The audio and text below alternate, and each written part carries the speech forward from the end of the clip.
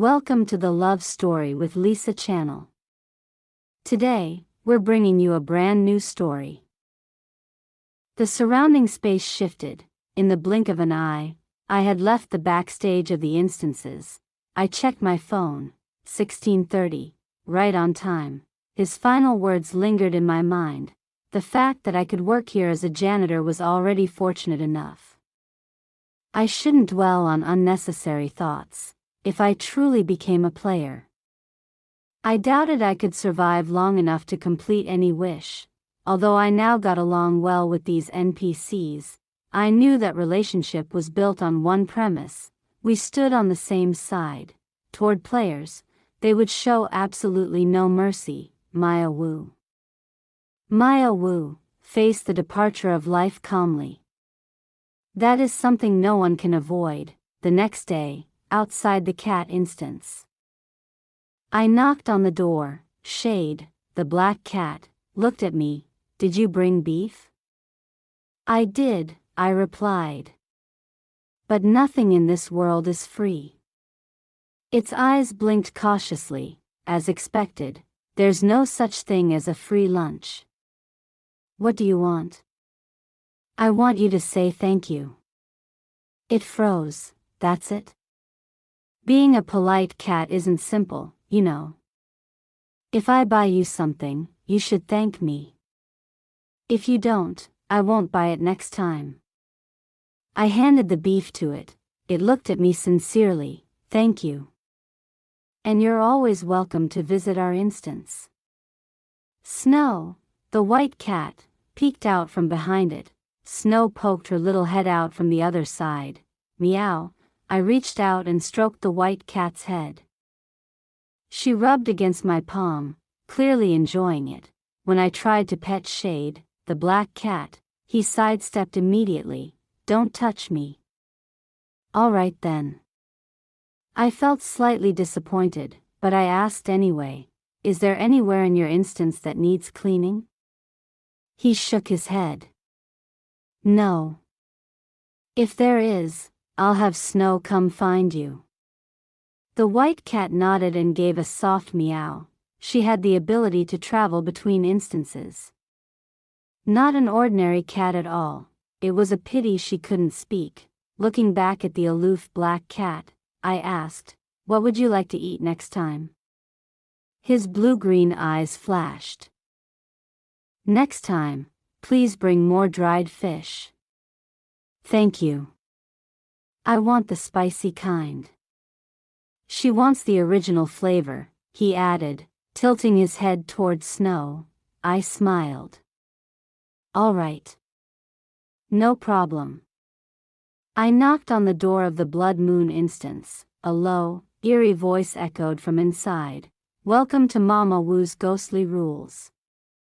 Rule 1, the one holding a broom, mop, dustpan, or rag is Mama Wu. The one holding a Xinhua dictionary is not Mama Wu. Do not open the door for anyone who is not Mama Wu. Rule 2, Mama Wu is someone you can trust. But when she begins lecturing about knowledge, stay far away from her. Do not approach. At that time, Mama Wu is extremely dangerous. Rule 3. I knocked again, cutting her off. "Relax. I didn't bring the dictionary." Celine Zhang's tone changed instantly, slick and flattering. "Really, Mama Wu? Please, come in. I'll personally escort you. VIP treatment, private room, front row seat." What a living treasure. I couldn't help recalling the first time I entered the Blood Moon instance. Celine Zhang had been sitting on a rooftop, staring at the sky, swinging her legs in boredom. "Hello," I had called out from below. "I'm the game's janitor. Could you tell me where in this instance needs cleaning?" Her long hair fluttered in the wind. She glanced down at me and said, in a tone straight out of One Piece, "You want my trash? If you want it, then go find it. I've hidden all the trash in the village." I searched the entire village for a whole day, found nothing. When I returned to the village entrance, she looked at me in surprise. You're still here? What I said earlier was a lie. I took 2 deep breaths, silently reminding myself, control your emotions. Don't get angry just because you were pranked. NPCs in these instances came in all varieties of strange. Occasionally running into one with eccentric hobbies was normal. Who knew how much trouble I'd encounter in the future? Stay calm. I'm sorry for disturbing you, I said. I'll leave now. Just as I turned to go, she called out, my instance actually does have some trash. But taking it away won't be easy. I turned back. State your condition. She looked at me and said, act in a play with me. So I did. We performed things like Celine Zhang's secret tour, Robot Celine. Celine eliminates the 3 evils. Through it all, her true nature gradually surfaced, lively, cheerful, mischievous. As we grew more familiar, she said, Mama Wu, next time let's act something different. And so we did. Mama Wu the fiery and Celine the passionate, Harry Zhang and Mama Wu and the Philosopher's Stone, Kung Fu Mama Wu. After finishing that one, I asked, can you tell me the location of the trash now? Don't rush, Mama Wu. It's not time yet. I lowered my voice and imitated a classic gangster tone. 3 years. After 3 years, another 3 years. After another 3 years. It's been almost 10 years, boss. She stood up dramatically and slicked her hair back. Now, in this entire instance, only I know where the trash is. I'll go back and destroy it myself. You don't need to worry. She glanced at me. After we finish another performance, I'll tell you next time. I looked at her. Stop messing around. I've heard that line 8,000 times already. She pouted. The original line is, over 1,000 times, Mama Wu. I tapped her lightly on the nose. I know. I'm joking. She shuddered and took 2 steps back. Mama Wu. I feel like you're a little dangerous. Dangerous how? For a moment just now, you looked way too much like the male lead in a romance drama. I'm afraid you might have ulterior motives toward me. Well, if I ignored her compound eyes like a fly's, the stinger-like tail, and the fine fuzz on her face, no, I absolutely could not ignore those. Under all that, she was still technically female. I slapped my own forehead. What am I even thinking? I'm a woman who likes men. No, wait, she's the one confusing me. She chuckled softly. Then I'm relieved. I looked at her seriously. I mean it. If there's trash, tell me. I'll help you clean it. Trash in an instance wasn't ordinary trash. It was whatever the NPC considered trash. Its existence caused them real discomfort. She laughed exaggeratedly. Next time. Definitely next time. Back to the blood moon instance. A few days later. Celine, what do we do now? The system announcement rang out. Blood moon instance. The villagers of Old Moon worship the moon. Whenever the blood moon appears, it marks their grand annual ceremony. Players must find a way to survive the night of the blood moon. I looked up at the brilliantly full moon hanging in the sky. The streets were gradually becoming crowded. I felt a bit flustered, because I hadn't been paying attention to the time. The instance had already begun. Celine Zhang tossed a set of clothes at me. There's no time to get you out now, Mama Wu. You must stay close to me. The players are very dangerous. All right. Looks like I'll have to play the role of an NPC for once. I changed my clothes, then looked at her. Can I alter my face a little? I asked. Celine Zhang looked at me with a strange expression. I didn't expect Mama Wu to care about her appearance. It's not that, I said. Some players tracked me down in the real world. It caused quite a stir. If I don't hide my identity and get recognized, it'll be troublesome. Oh, that. She tilted her head. I don't know how to do makeup. But I remember there's someone in this instance who specializes in cleaning up corpses. I'll drag him over to do your makeup. For safety. I found a cloth and covered the lower half of my face, from beneath my eyes down. Celine led me through winding alleys, moving quickly, until we reached a crude grass shack. Inside the shack lay a corpse. Flies buzzed lazily in the air. A middle-aged man was carefully applying makeup to the dead body. He frowned when he saw us. The festival of the Divine Maiden is almost here. Why have you come? These temporarily generated NPCs didn't possess complete consciousness. Every time the instance opened, they appeared. When it ended, they vanished.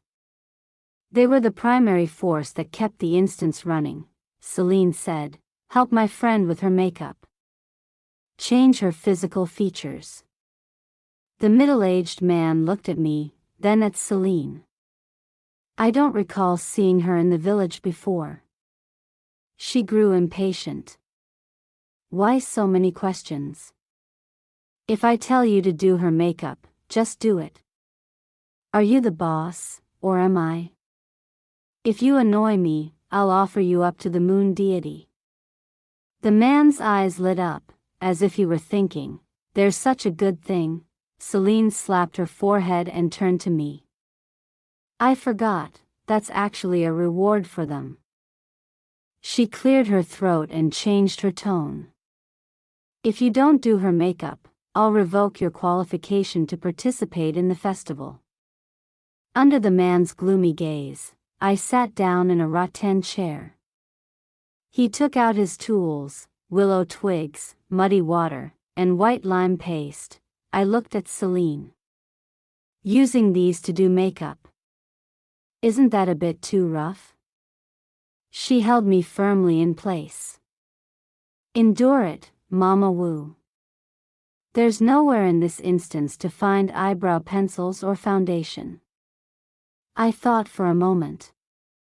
Forget it. Anything is fine. As long as I'm covered.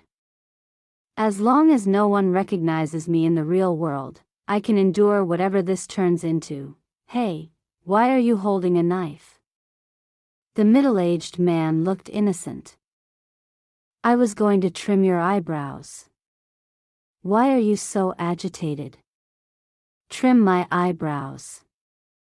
With a knife? I glanced at Celine. Were you just laughing secretly? She covered her mouth, pretending to touch her nose. Don't worry, Mama Wu.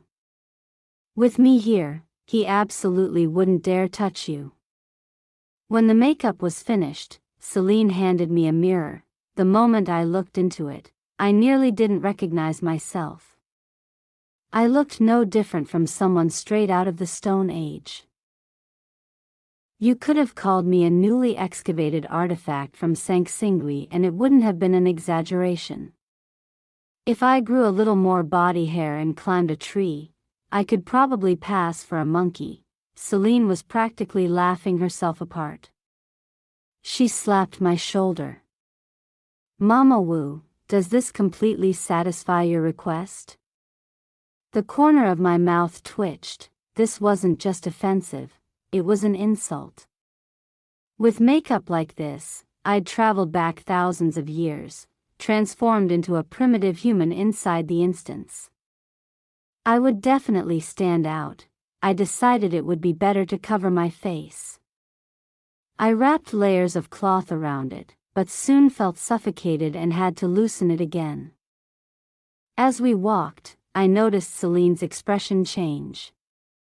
She became extremely serious. On both sides of the road, a group of people were staring at us. I lowered my voice. Those are players, right? Players and NPCs were easy to distinguish. Players usually wore their own clothes, creating a stark contrast with the NPCs inside the instance. Celine nodded. Yes. They're players. But don't treat them like players when you speak to them. Right now, we are NPCs in this instance. Mama Wu, this time you absolutely can't go out of character. Right. The moment anything abnormal was discovered, I'd be in serious trouble. I'll be careful, I said. As we passed the group, one of them called out to us. Hello. We've come from far away. Is there anywhere we can stay here? Celine looked at him. There's no place to stay here. If you want to remain, go to the eastern forest, cut wood, and build your own house. In 3 days, it will be our village's festival. You must leave before then. The man asked, what happens if we don't leave? Celine replied coldly, it'll probably be very bad. She pulled me away. Faintly, I heard the players discussing how to get out within 3 days. Only after we were far enough did I ask, can they leave within 3 days? Celine glanced at me. If they could leave within 3 days, they'd be idiots. I thought for a moment. Why do you say that?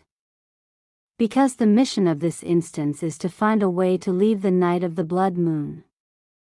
If they choose to leave before that, it'll be considered a failure to complete the mission.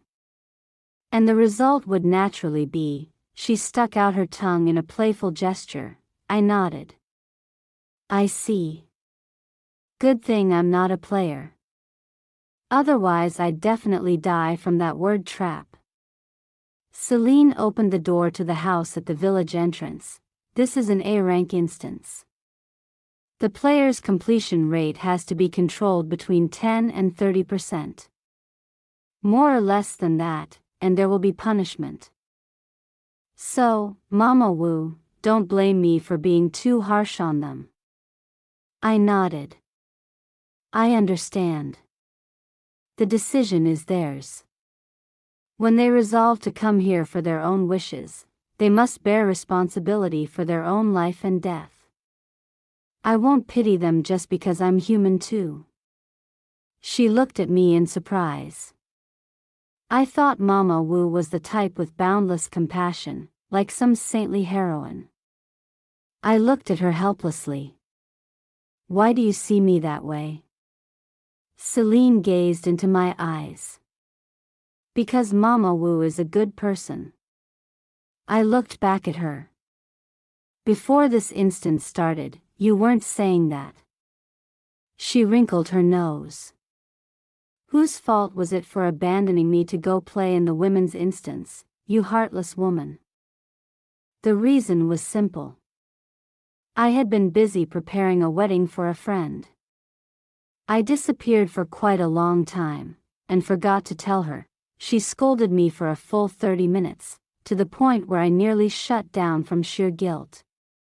Her attitude was the complete opposite of Patch's. And as a result, by the time the instance opened, we hadn't managed to prepare anything at all, and now, here we were. Once an instance begins, it is strictly forbidden to open its gate. The flow of time between the instance and reality is not synchronized. If the gate is forced open, the consequences are severe. It's like a bus and a high-speed train running side by side. Trying to step from the bus onto the train is nearly impossible. Only when the instance ends and time recalibrates can one safely return. I had a bad feeling that once I got out, the higher-ups would tear me apart with a lecture. Something's not right. Why did the instance suddenly activate, late at night, inside the crumbling old house? Celine stood guard by the door. I yawned. You're still not asleep? She turned back to look at me, surprised. Mama Wu, why aren't you asleep? I rubbed my tired eyes. I was waiting for you. She blinked. But I'm standing guard for you. Afraid you wouldn't feel safe sleeping? I widened my eyes. I thought you were monitoring the players' movements. She stared at me. Well, birds of a feather flock together. If we weren't family, we wouldn't end up in the same house.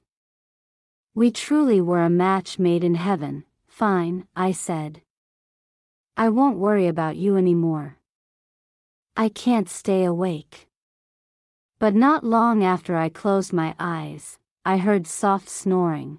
I tossed and turned, then opened my eyes. Under the moonlight, I saw Celine had fallen asleep by the door. The young really do sleep well. The moment they lie down, they're gone. I stood up, took off my coat, and draped it over her shoulders. Just as I was about to return to bed, a chill ran through me. I hesitated, then quietly took the coat back. Mama Wu's constitution is weak. I want to support her, but I lack the strength.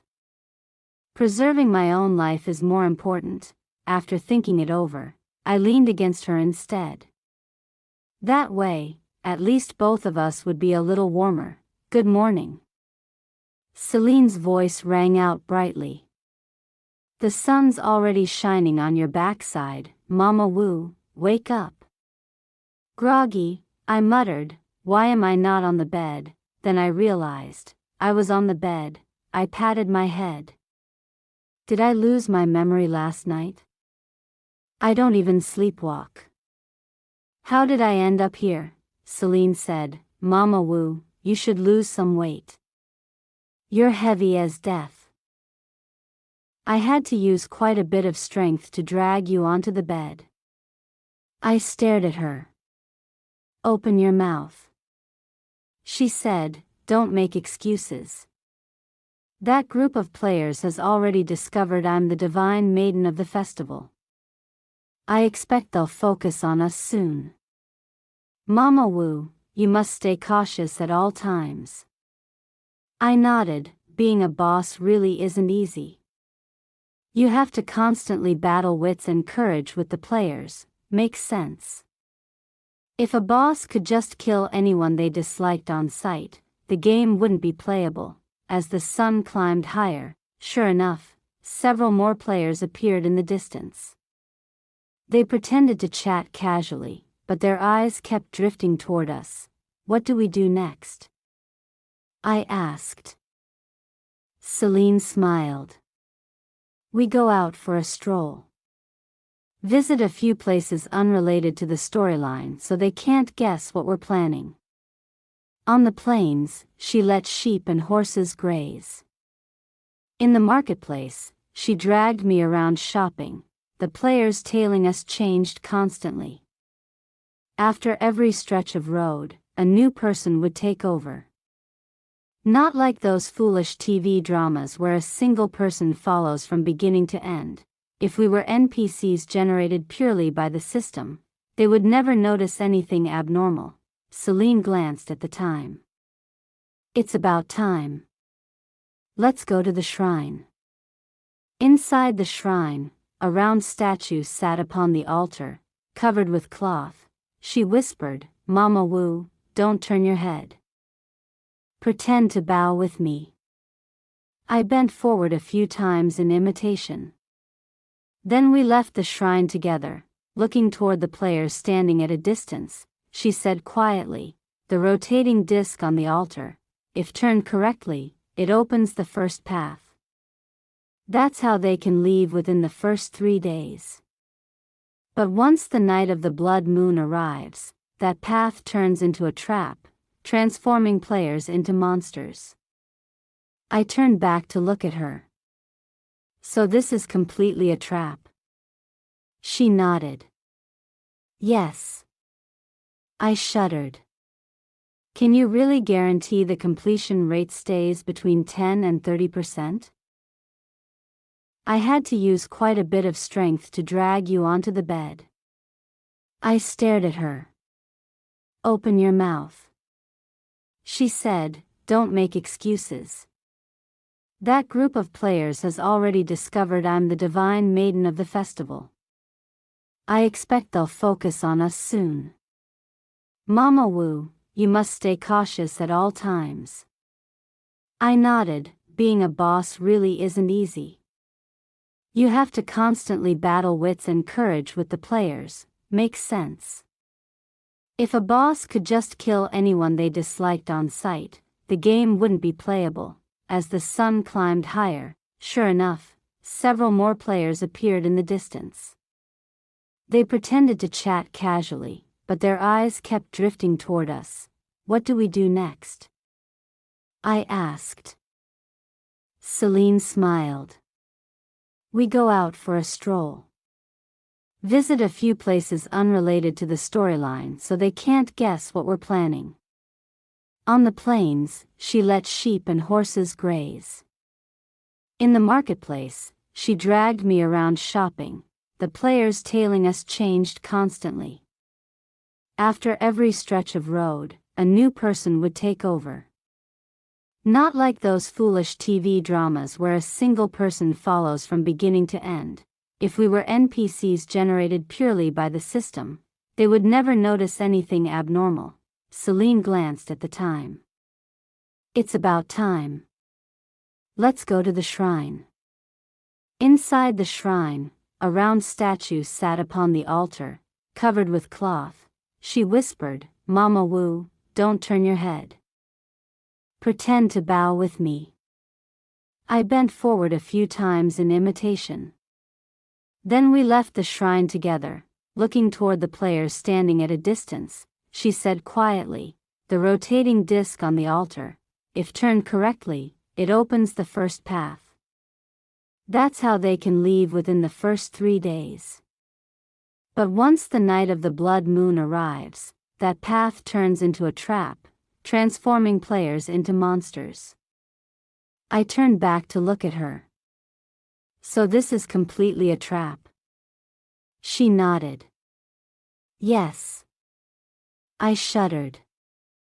Can you really guarantee the completion rate stays between 10 and 30%? I nodded, watching her ascend the altar step by step. The gatekeeper's voice rang out loudly. The divine maiden ascends the altar. The ritual begins. A long horn sounded, like the wailing of some ancient being. The entire village knelt, bowing their heads.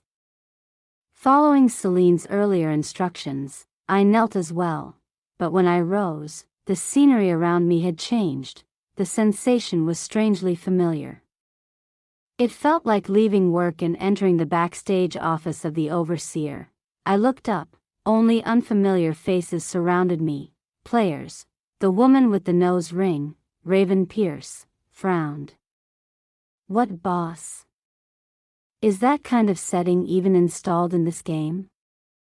The tall, gaunt man, Luther Vane, said. Don't get hung up on the details. We used a high-tier item to ask for the exit. The muscular man, Briggs, stared at me. Tell us where the exit is during the night of the blood moon. We'll let you go. Panic surged through me. I don't know what you're talking about. He roared near my ear, you live with the divine maiden every day. There's no way you don't know where the exit is. If you don't speak, we'll kill you. For the first time, I truly felt how terrifying players could be, and Celine wasn't here. I couldn't even determine where I was. Raven Pierce fixed her eyes on me. Don't expect anyone to save you.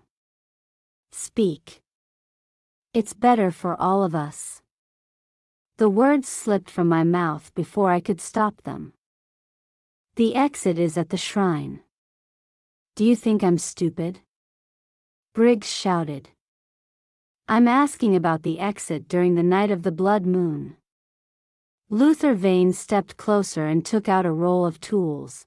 Large knives, small knives, serrated blades, hooked blades. Let me handle this. Once the ritual ends and the boss appears, it'll be troublesome. He picked up a small knife. Let's start by cutting off one of her ears. We'll see how stubborn she is. My face drained of color. Don't. I'll talk. The exit is in the Divine Maiden's hut. They exchanged glances. Take her with us. A sack was thrown over my head. Rough cloth was stuffed into my mouth. My hands were tied with rope. Cold sweat soaked my back. How would I know where the exit was? I only blurted things out to stall for time. Now that I was tied like this, Celine might not be able to find me at all. It's over. This is it. When we arrived, they yanked the sack off and pressed a blade to my throat. Where is it? In the hut, I said hoarsely. Under the bed. At the same time, my eyes instinctively flicked toward the outside. Don't try anything, Luther Vane sneered, pressing the blade slightly deeper into my neck. A thin line of blood trickled down. My heartbeat thundered in my ears. I watched Briggs flip the bed over. Am I really going to die here? Will the overseer transfer my salary into my account? My mom knows my bank card password. That should be fine, right? If I die here, I probably won't leave any trash behind. If I disappear, they'll be worried. There won't be anyone to clean up for Patch anymore. Will he cry? In that fleeting instant, countless thoughts rushed through my mind. The bed crashed to the ground, but the floor beneath was perfectly smooth. Briggs and Luther exchanged a look. You're not very honest, Luther Vane said coldly. He swung the hooked blade toward my ear. Instinctively, I squeezed my eyes shut. The sound of something slicing through air. How dare you hurt Mama Wu? None of you will leave here alive. Celine, she had transformed. Thousands of eyes burst open across her body. She looked like a monster straight out of ancient myth. Her power erupted within the hut, blasting a hole through the wall as she descended beside me, catching Luther's blade mid-swing. The three players instantly shut their eyes. Don't look at her. Briggs shouted. Looking at her will trigger mutation. In this situation, we split up and run. Raven Pierce said urgently. With our eyes closed, we can't last long.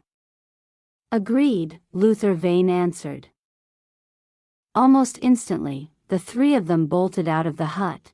Celine's countless pupils rotated in unison. I warned you. None of you will escape. Suddenly, the players' eyes exploded. A swarm of flies poured out from the ruptured sockets, engulfing them. Their screams tore through the night before collapsing into silence.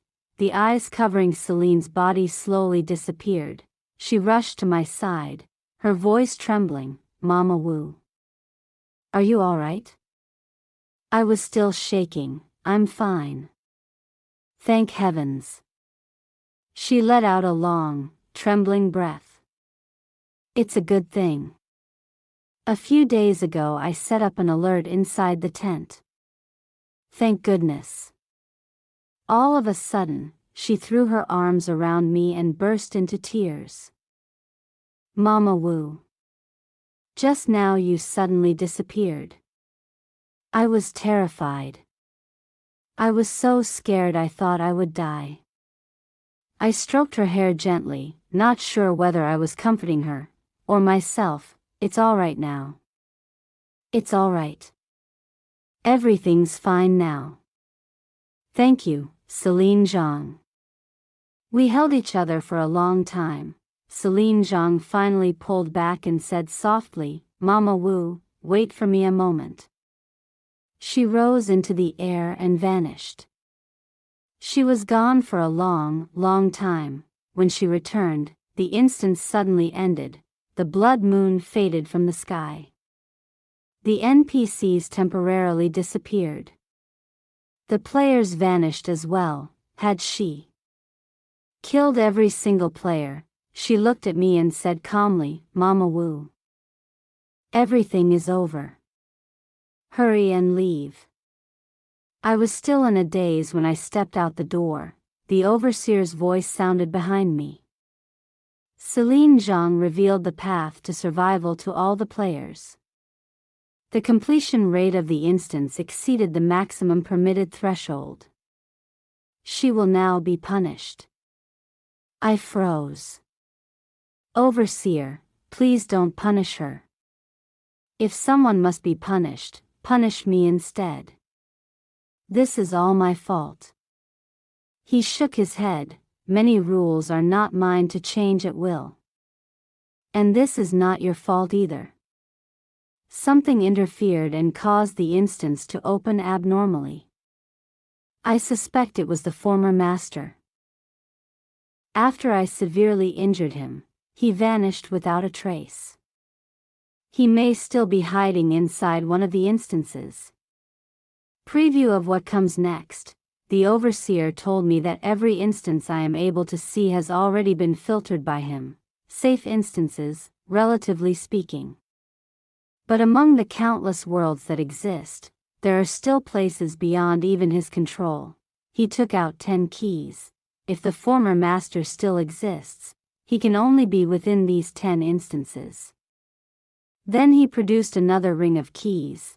I hope you can deliver my order to these SSS level instances on my behalf. The moment you discover any trace of the former master, report immediately. I will have the black cat and the white cat accompany you. I was startled to discover that Shade, the black cat, could also travel freely between instances. He looked at me and said in a steady voice, "I will protect you." The cleaner in the horror game, Fairy Tale Odyssey. Imagine this. One day, a boss with 31 heads appears before you and assigns you a mission to enter every SSS level horror instance and deliver a message to each final boss.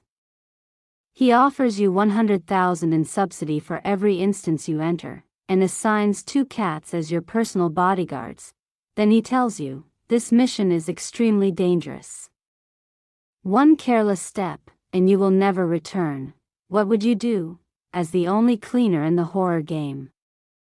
I am facing that very choice. I'll go, I said. Even without the money, I'd still go. Because this matters. It concerns my NPC friends. The overseer asked, "Aren't you afraid?" "I'm afraid," I answered. "But I'll still go." He raised a brow.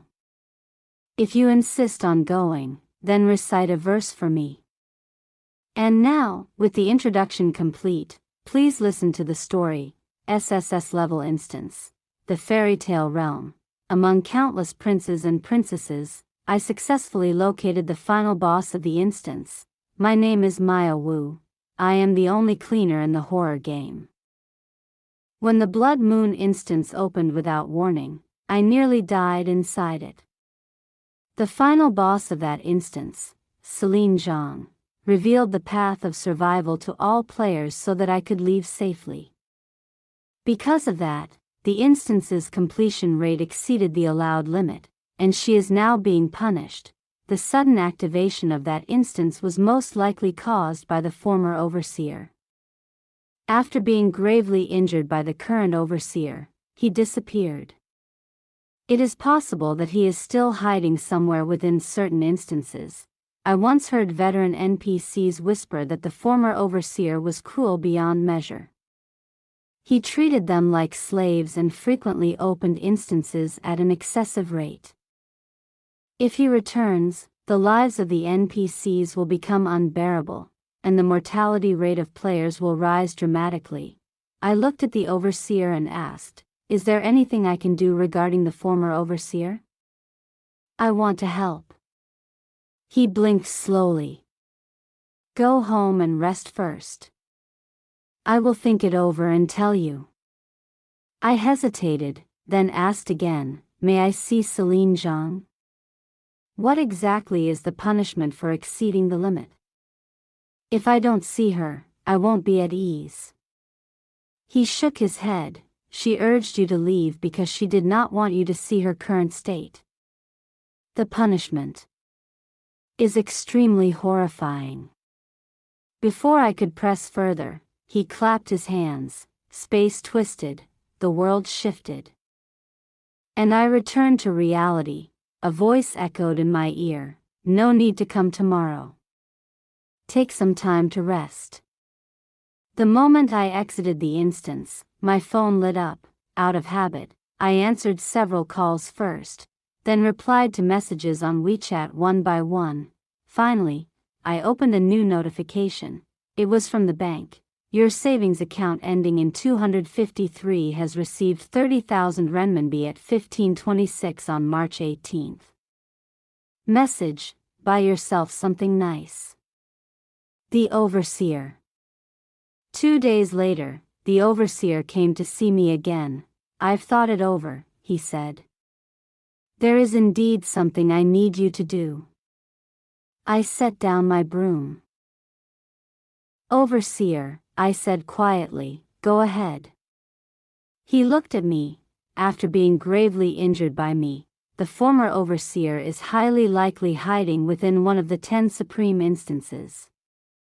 However, there is still a small possibility that he is concealed inside an SSS level instance. I waited quietly for further instructions. He opened a cabinet and took out a ring of keys. I hope you can deliver this order to the SSS level instances on my behalf. The moment they discover any trace of the former overseer, they must report immediately. I will send the black and white cats with you. And I will provide a subsidy of 100,000 per instance. He paused, but this mission is extremely dangerous. These SSS level instances possess autonomous authority. I cannot monitor them through live transmission. If they are connected to the former overseer, I do not believe you will be able to return. After saying that, he looked at me steadily. So I want to ask for your opinion. What kind of boss is this? Though he doesn't look human, his words and actions are always filled with humanity. Because of that, this place feels more like a family than a company. The NPCs. The Overseer. All of them feel like family to me, and within a family, there's no need for politeness. I'll go, I said. Even without pay, I'd still go. He frowned. You must understand how dangerous this is. I gave a soft laugh. Overseer, you look more afraid than I am. He laced his fingers together on the desk. Losing an outstanding employee like you would be a tremendous loss to the game. Where would I find another talent as exceptional as you? I laughed. Overseer, please stop praising me. I might get conceited. He studied me carefully. You truly want to go? Of course. You're not afraid? I am. But even if I'm afraid, I'll still go. He raised an eyebrow. If you insist on going, then recite a tongue twister for me. If you can't say it fluently, I won't let you leave. After all, when you're out there, you can't afford to trip over your words. I sighed. Next time, could you come up with a better excuse? I'm just delivering a message. Does it really need to be this serious? That's what I thought, but the first line had already slipped out of my mouth. From the south came a monk, carrying 5 pounds of red carp in his hand. The overseer immediately sat up straighter. I continued without pause. From the north came a mute man, with a horn hanging at his waist. The monk from the south wished to trade his red carp for the mute man's horn from the north. the mute man from the north did not wish to trade his horn for the monk's red carp. But the monk insisted on trading for the horn. The overseer blinked in surprise. "You're actually good at this." The monk from the south swung his red carp to strike the mute man from the north. The mute man removed his horn and struck back at the monk from the south. It's unclear whether the monk from the south used the red carp to strike the mute man from the north, or whether the mute man from the north removed his horn to strike the monk from the south. In the end, the monk cooked the red carp, and the mute man blew his horn. When I finished the tongue twister, sweat was streaming down my face. The overseer clapped his hands. "Excellent. It seems this mission can only be entrusted to you." I looked at him. "So, I can go now?" He nodded and handed me a notebook. "After delivering the message, have them sign here. Don't put too much pressure on yourself. If the situation turns unfavorable, withdraw immediately. When you wish to leave, call Shade and Snow. I have already informed them." I took the notebook and held out my hand. "Overseer, did you forget to give me a pen? How are they supposed to sign without one?" He looked at me calmly. "They will use their own writing instruments. Only then will it be valid." I see, so my mission this time was simple. Find the boss, deliver the message, and obtain their signature. Crystal clear. I placed my broom back into the cleaning supply room, then walked to the instance belonging to the black and white cats and knocked on the door. A few seconds later, Shade's voice came from inside. "Who is it?" "It's me. Mama Wu. Since Patch and Celine Zhang both call me that, it somehow became my widely known nickname," Shade asked, heading to an SSS level instance. I nodded. "Yes. Open the door. Snow and I will come out." Although they possess the ability to traverse instances, they cannot do so unless someone opens the door. I unlocked it. Shade leapt out immediately. Snow followed, a small bag strapped to her back. I had bought that bag for her. She loves stuffing it full of snacks. Snow looked at me and meowed endlessly, as if this were her first spring outing, so delighted she could hardly contain herself. I turned to Shade. "You've had the ability to traverse instances this whole time, and you never told me." Whenever something came up, he always had Snow fetch me instead. Shade avoided my gaze. "I only found out recently." I shrugged. Whether he chose to keep it secret or not was his right. I've never been curious about things others don't wish to share. I looked at the ring of keys in my hand. "Let's go. We'll start with the instance called Fairy Tale." Holding the key, I turned it in the lock. Click, the lock fell to the ground. I looked at the name on the door, Fairy Tale. Then I stepped inside. Shade and Snow followed closely behind me. This was another SSS level instance, completely different from all the others. Because of its autonomy, before entering, I had absolutely no idea what it would be like. A flash of light burst before us. A fluffy squirrel stood there and spoke brightly. "Hello, dear friends. Welcome to the world of fairy tales. May I ask what brings you here?" I introduced myself politely. "Hello. I'm the cleaner of the game. These two are Shade and Snow. We were sent here by the overseer to deliver a message." "Deliver a message?" The squirrel tilted its head, thinking for a moment. "To whom?" "To the boss of this instance." I looked directly at it. "That would be you." He cut me off. "I'm not the boss of this instance. I'm just a player who chose to stay here." He looked at me, then muttered to himself, "So beyond that door, there really is another world." "A player?" I suddenly realized my face wasn't concealed at all. He quickly added, "Don't worry. I've already become an NPC." Only then did I finally let out a breath of relief. "Do you know where the boss is?"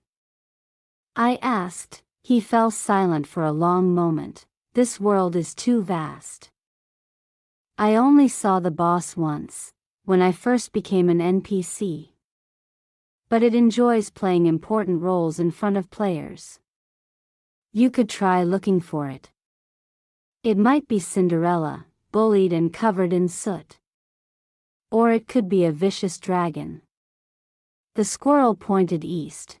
"There's a train platform over there. Thomas will pass through it. It can take you to different major storylines." I looked in the direction he indicated. "All right. Thank you." He smiled. "You're welcome.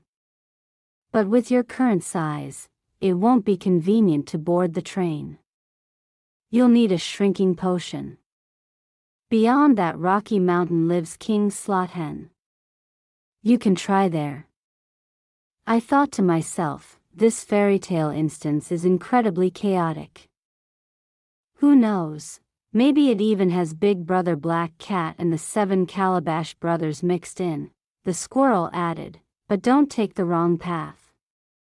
In those mountains live Scorvax and Lady Seraphine. I don't think they'll be as easy to talk to as I am." Curious, I asked, "Are there 7 Calabash brothers here?" "The 7 brothers?" The squirrel thought for a moment. "I haven't met them. I heard they went to work as dwarfs for Snow White. The original dwarfs are currently visiting distant relatives." Oh heavens, isn't this like Guan Yu fighting Qin Xiong? Legends colliding across time? Just imagine the evil queen disguised as an old woman selling poisoned apples, only to run into the eldest brother with superhuman strength, the second brother with far-seeing eyes and far-hearing ears, the third brother immune to blades. This storyline is heading in a very strange direction. I smiled. "Thank you. The information you gave us is very helpful." "No need to thank me.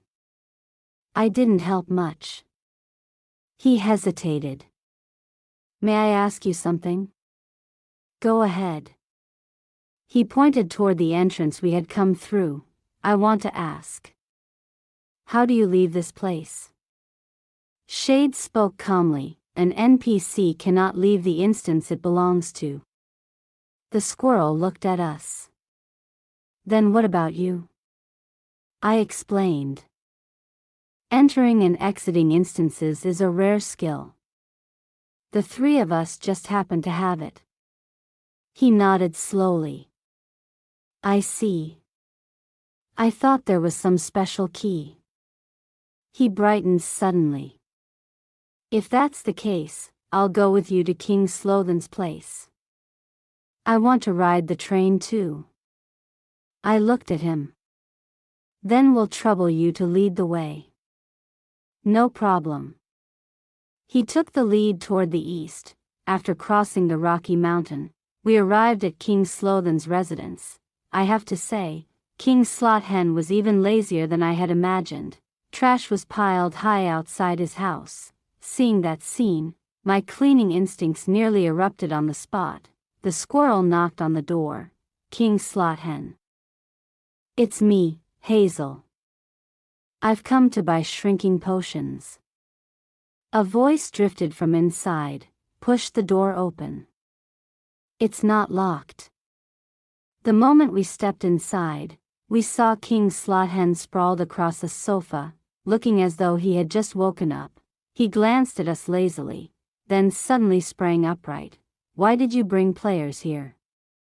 Hazel hurried to explain. "They're not players.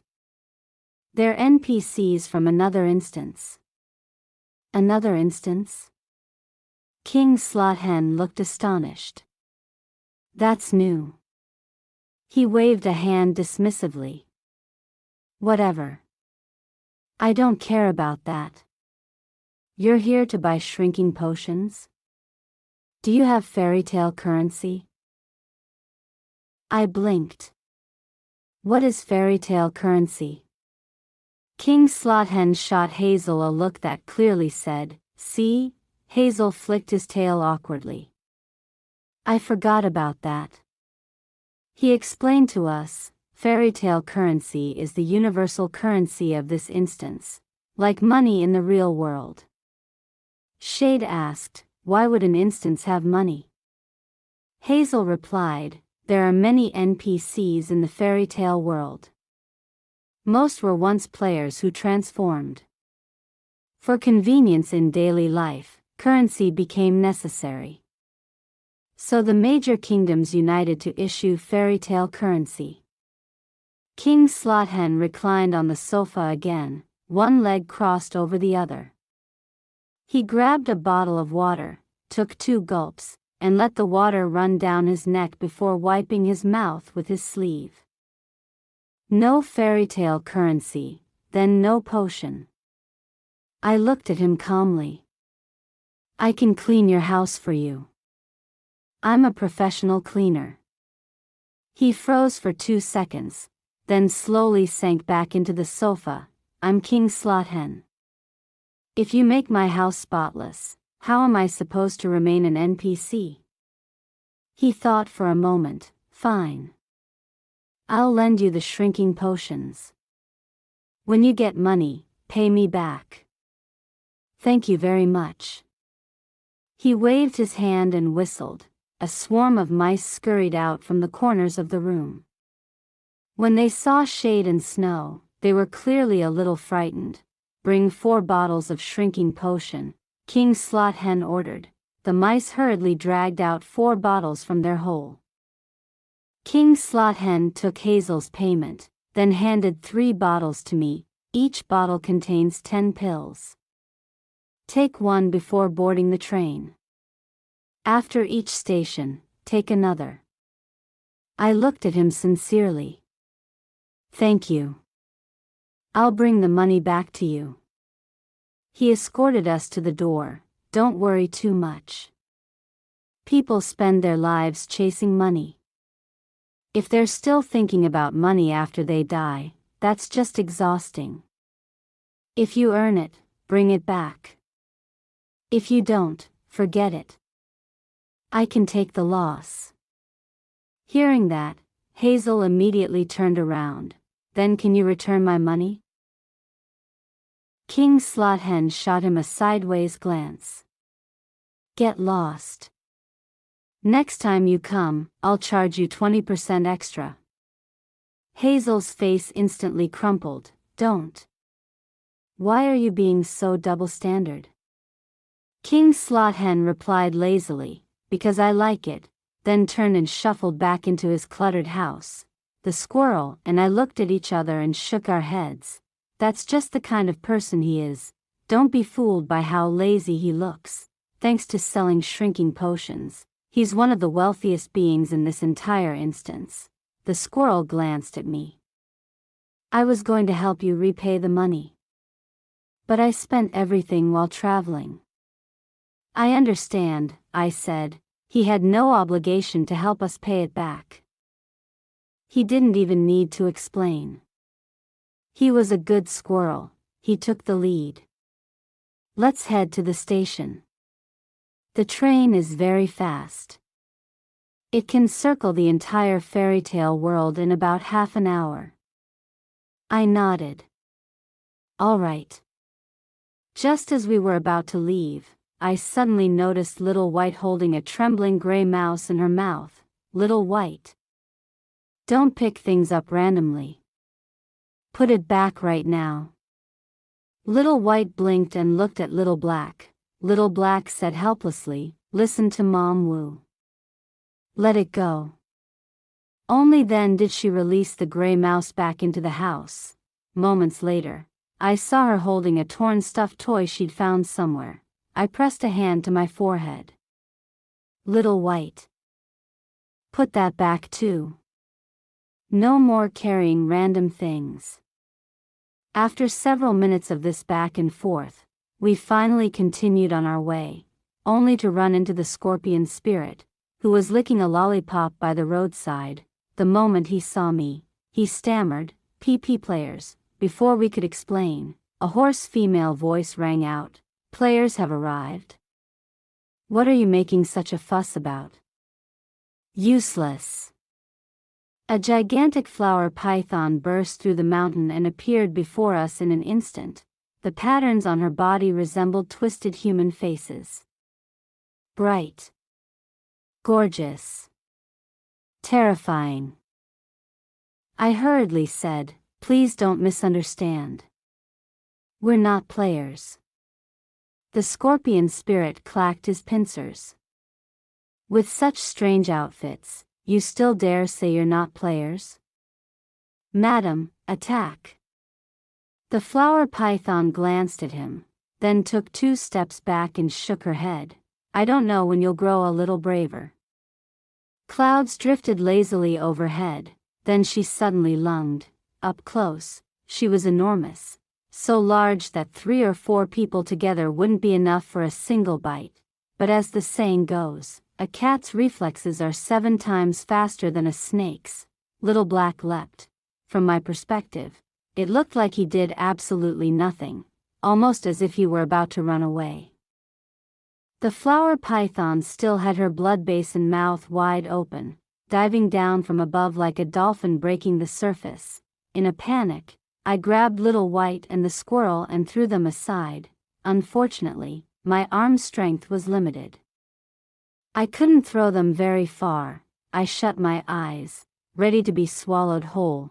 Instead, I heard a heavy body slam against the ground. I opened my eyes. The flower python lay not far away, motionless like a corpse. The squirrel struggled to his feet, rubbing his back. Clearly the fall hadn't been light. Little Black looked at me speechlessly. "Mom Woo. Why did you throw them away? Did you think I couldn't protect you? Do you want to hear the truth?" I asked, "Or a lie?" He cut me off. "Never mind. Don't say it. I don't want to know." He turned to Little White. "Are you all right?" Compared to the squirrel, whose back and neck were aching, Little White was perfectly fine. She gave a soft meow and immediately ran to Little Black, pressing against him. Cats never land on their backs. She clearly knew that rule well. Then she glanced at me and trotted over to rub against my leg. At that moment, the scorpion spirit, seeing the flower python fallen, trembled. "What have you done to my madam?" Little Black replied calmly, "Of course we killed her." The scorpion spirit's entire body shook. He charged at us uncontrollably. "I'll fight you to the death. Even if I can't win, I'll die with my madam." "Wait," I said quickly. "Maybe your madam isn't dead yet." He stopped. I looked at Little Black. Little Black glanced at me. "She's indeed dead." Heavens! That was cruel. The scorpion spirit's emotions swung violently. His face flushed red. Little Black immediately added, "Although she's dead, it's not impossible to bring her back." The scorpion spirit hurriedly asked, "What's the method? A heavenly Lingji mushroom? Some rare tonic from underground?" Little Black shook his head. "No need. Just one thing will do." The scorpion spirit looked at him earnestly. "What is it? Do you need the blood from my heart? I remember in those ghost dramas, that's how it works." Little Black stared at him. "All we need is money. Bring out all your savings, and I'll revive your madam." I couldn't help thinking, since when did Little Black become so greedy? The scorpion spirit frantically searched himself and found only some loose coins. "I don't dare hide private savings. Madam keeps all the money. This is just the change left after buying food." The wind blew through Little Black's sleek fur. making him narrow his eyes. I won't make things difficult for you. Just bring an amount equal to the price of 3 bottles of shrinking potion. One hand pays. One hand returns the soul. Suddenly, I understood, so that was why he wanted the money. The scorpion's spirit paced back and forth. Wait for me half an hour. I'll go borrow it. Little Black nodded, his tail swaying unconsciously. After the scorpion's spirit left, I asked quietly, "Can you really revive the flower python?" "Of course." He looked at me calmly. Her soul is currently inside Little White's stomach. I lifted Snow into my arms and examined her belly carefully. It didn't seem swollen at all. Meow? Snow looked at me with wide, innocent eyes. Hazel stepped forward and said, "That snake couple is notorious for being vicious in the Rocky Mountains. I never expected the old black cat to kill her in an instant." I thought to myself, this must be the difference between an ordinary NPC and a boss. I remembered that Shade and Snow's instance was ranked S. The room was called Requiem Crossing. Its introduction read, "Life and death revolve in endless cycles. Life without end, death without limit." Thinking of that, I felt more confident about this mission. With them as my bodyguards, at least safety wasn't an issue. I looked at Shade. "Do you think Scorvax can actually borrow the money?" Half an hour later, Scorvax came running back, panting heavily. "I've gathered the money. Hurry, save my madam." Shade took the money. His tail flicked lightly. Lady Seraphine immediately opened her eyes. Scorvax threw his arms around her and burst into tears. "Madam, you've finally come back to life." Lady Seraphine glared at him. "Cry, cry, cry, that's all you know how to do. Tell me the truth. Where did you go just now to get the money?" Scorvax said awkwardly, I went to find the little fox from Strange Tales of the Celestial Tome." Lady Seraphine shot us a glance, then said coldly to him, "Go home. Pay back the debt. And from now on, stay away from that vixen." Scorvax wailed miserably. I had no choice.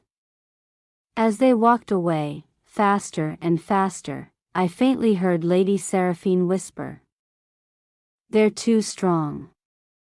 Retreat immediately." King Slothen reopened the eyes he had just closed. "Why are you back again?" I handed him the money. "We've come to repay the debt." His mouth fell open in shock. "So fast?" He glanced at Hazel, who was rubbing his shoulders and back. "Did you go swindle someone?" I recounted everything that had happened. He nodded slowly. "I see. Seems I misjudged you. My apologies, feline brothers." Shade said calmly, "It's fine. I simply dislike owing debts." King Slothen chuckled softly. "That snake couple suffered a loss this time. They'll probably restrain themselves from now on." Hearing that, I asked, "Is there any way to change our style? We keep getting mistaken for players. It causes unnecessary trouble." The fairy tale instance was very different from the others. Players seemed to enter here frequently, unrestricted by the usual Monday, Wednesday, Friday opening schedule. Moreover, the NPCs all had a cartoonish aesthetic, which made us stand out awkwardly. King Slothen pondered. "Changing your style isn't easy. You could visit the Emperor's new wardrobe station. That transparent outfit might have miraculous effects." I looked at him. "Thank you again. This time, we truly must catch the train." He waved his hand. Very well. If fate allows, we'll meet again. When we arrived at the station, Hazel reminded us, don't stand on the tracks. If you do, you'll be smashed to pieces. I looked at the rails. They were narrower than the sole of my foot. Carefully, I stepped back. With a loud toot, toot, Hazel said, you can take the potion now. We drank the shrinking potion and instantly became tiny. Thomas the train rolled into the station. His large round eyes rotated cheerfully. 6 polished wheels gleamed beneath him, pulling 5 or 6 carriages behind. He called out enthusiastically, all aboard.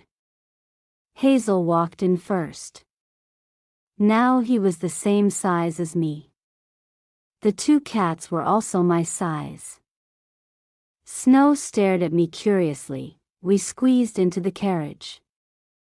It was crowded and bustling. Next stop, Mermaid Station. Toot, toot.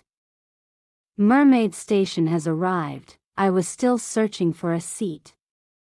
That fast? Thomas replied, an instant's quest is currently underway at Mermaid Station. NPCs disembarking must comply with fairy tale roleplay regulations. Please be aware that players may appear. Thinking about how bosses loved role-playing in front of players, we decided to get off at Mermaid Station.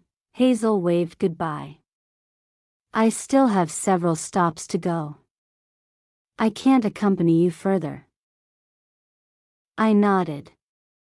All right. Thank you for your help earlier. He smiled so brightly his eyes nearly disappeared. Meeting you has been a joy.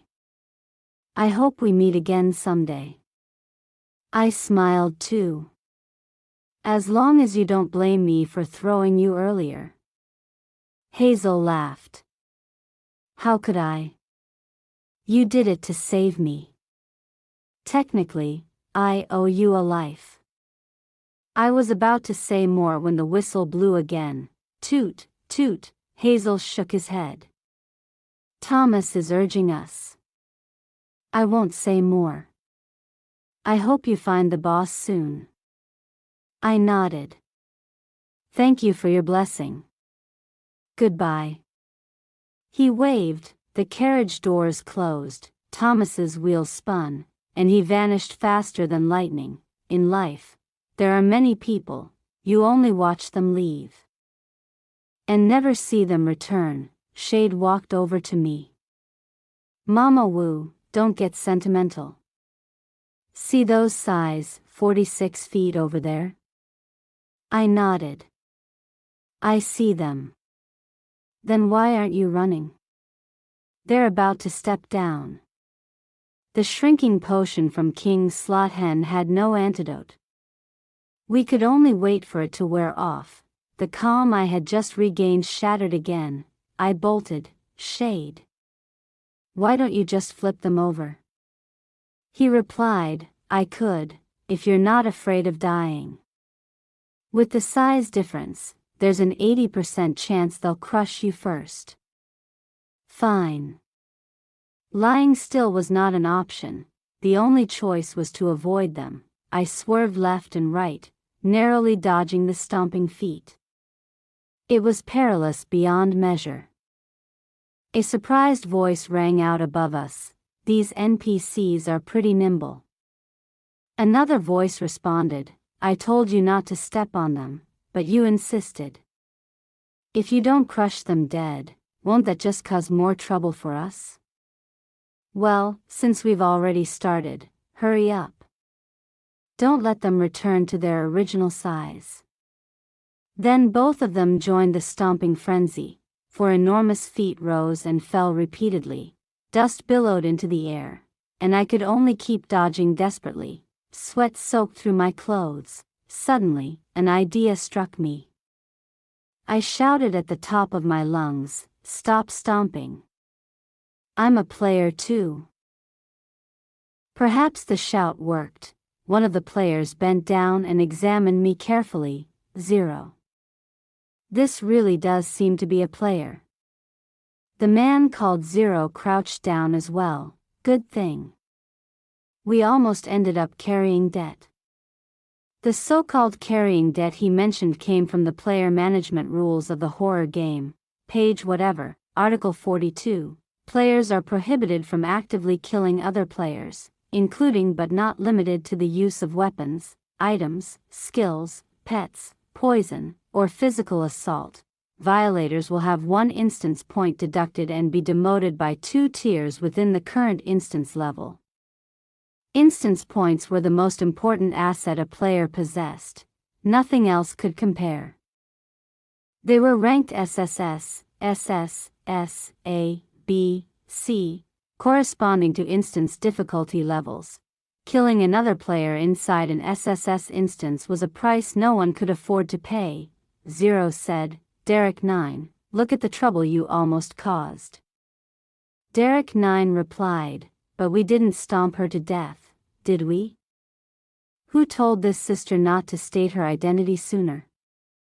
He plopped down cross-legged and said to me, next time something like this happens, speak up earlier. Getting stomped to death for nothing would be such a waste. I thought to myself, exactly. Dying without even knowing why would be truly unjust. There was clearly something wrong with these 2 players. Stomping NPCs for fun? I gave them a standard smile. This time it was my oversight. I'll be sure next time. He nodded. Didn't finish your previous quest? Came here to take a new one? Yes, I replied. I had no idea what he was talking about, but going along with it seemed safest. He sighed. Unlucky. Even the A-rank mermaid quest here is stuck. I followed the flow of the conversation. Seems nowhere is easy. He sat cross-legged. Tell me about it. Every family has its own problems. Have you seen how polluted the sea here is? It's pitch black. If those mermaids swimming in there don't have a hint of African blood in them, I wouldn't believe it. As he kept talking, the shrinking potion quietly wore off. I saw a vicious gleam flash through Shade's eyes. He was probably preparing to strike. Wow, what a cute cat. Which instance did you get it from? I want to grab 2 as well. After returning to normal size, his attention was immediately captured by Shade and Snow. Zero shook his head behind him. You already have 7 cats at headquarters. 7 isn't enough, Derek 9 said. I want every corner of headquarters filled with cats. Zero looked at him. Aren't you afraid the boss will beat you to death? Derek 9 suddenly shrank back. I believe that even if the boss doesn't like cats now, he'll eventually be melted by their cuteness. Zero said flatly, before that day comes, you'll probably be burned alive by him first. Derek 9's eyes lit up. Oh, not bad. Who said rhyming lines don't count? Judging by Zero's expression, I felt an indescribable familiarity. Sometimes, when I faced Patch, I wore the same look. Zero rubbed his receding hairline. When we get back, I'm telling the boss to beat you up. While they joked around, Shade glanced at me, silently asking whether he should kill them to silence them. I shook my head. Not necessary for now, as long as they didn't connect my face to the mysterious Mama Wu. It was fine. Outside, the bounty for capturing Mama Wu had already risen to 2 million. If Big Shot Weekly kept raising the price, I was afraid I might turn myself in. 2 million. Before graduating, I had calculated that even after working my whole life, I might never save that much money. Thank you, horror game. Thank you, the overseer, for giving me a second chance at life. I didn't want to be an overworked ox or horse anymore. With that thought, I interrupted them. Could you disclose the quest details? Derek 9 opened his mouth, then looked at Zero. Can we say? Zero pondered briefly. We can. He continued, the mission here is to help the prince find his savior. Anyone familiar with The Little Mermaid would know. The prince was blown overboard by a violent storm and saved by a mermaid princess. It sounds simple, Zero said, but it's definitely not as straightforward as in the original tale. He went on, the prince was pushed off the ship by a spy from a rival nation. After falling into polluted seawater, he was poisoned. When he swam ashore, he was already infected. He doesn't have long to live. I thought for a moment. So the prince's savior hasn't appeared yet? In fact, you could say no one has saved him at all. Derek 9 nodded. Exactly. We've checked everyone around the prince. So far, we haven't found a mute mermaid princess like in the original story. Zero added, so for now, we're keeping the prince alive to see if anyone comes to save him. Derek 9 looked at me. If no one does, we'll have to dive into the sea ourselves. The antidote might be in the hands of the evil sea witch at the bottom. Zero's sparse hair fluttered in the wind, but that would be extremely dangerous. There's no diving equipment here. And the seawater is mutated and polluted. Just listening to them made me feel how difficult this quest was. Being a player wasn't easy either. When do you plan to return to the prince? I asked.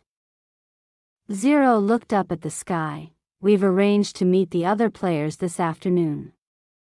Let's wait a little longer. We can't afford to delay too much. Derek 9 looked at me and sighed. You're not very lucky either. Spent an instance point to take the train, only to get off at this stop. You'll have to wait another 2 days before you can ride again. So players had to spend instance points to board the miniature train, unlike NPCs, who could simply drink the shrinking potion. I deliberately pulled a troubled expression. After acting alongside Celine Zhang for so long, my performance skills had improved considerably. I'll go with you first to assess the situation, I said. If it doesn't look good, I'll withdraw. Derek 9 gave a thumbs up and winked at Zero. See that? Decisive. Maybe we should also leave early, finish the quest quickly, and head back to headquarters. I still want to eat the meal Six Brother cooks. Zero frowned. All you think about is food. Our night owl is going to be eaten into poverty by you. Derek 9 glanced at him. I joined at first because of the name Night Owl.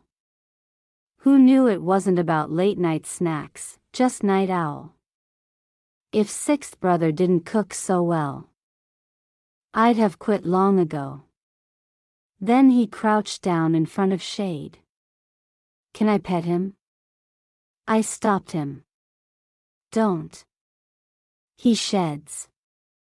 If he touched Shade, I was afraid neither of them would leave this place alive. As our conversation drifted aimlessly, Zero finally said, enough. Let's head back. After walking a short distance, the sound of waves reached our ears. To the left, an endless ocean spread before us. Trash floated across its surface. The wind carried a foul, rotting stench. I wondered if that smell reached all the way to the clouds. Looking up, I saw thick black clouds overhead. Under the flash of lightning, their faces appeared. Yes, faces. Exaggerated, cartoonish expressions. Yet somehow suffocatingly oppressive. They stared at the sea. They stared at the mutated creatures attacking a transport ship offshore. Through the wind, I vaguely heard, quick. Push them down. we're almost at shore. Just a little more. Derek 9 said quietly, stuff like this happens all the time here. The sea brings them wealth, but also danger. Honestly, I've always wanted to board a ship and visit other kingdoms. He looked ahead. 0, are you really not going to consider it? Hearing that, 0 walked even faster. Derek 9 chased after him. 0, are you pretending not to hear me again? If you enjoyed the story, don't forget to like and subscribe to Love Stories with Lisa for more stories. Thank you so much.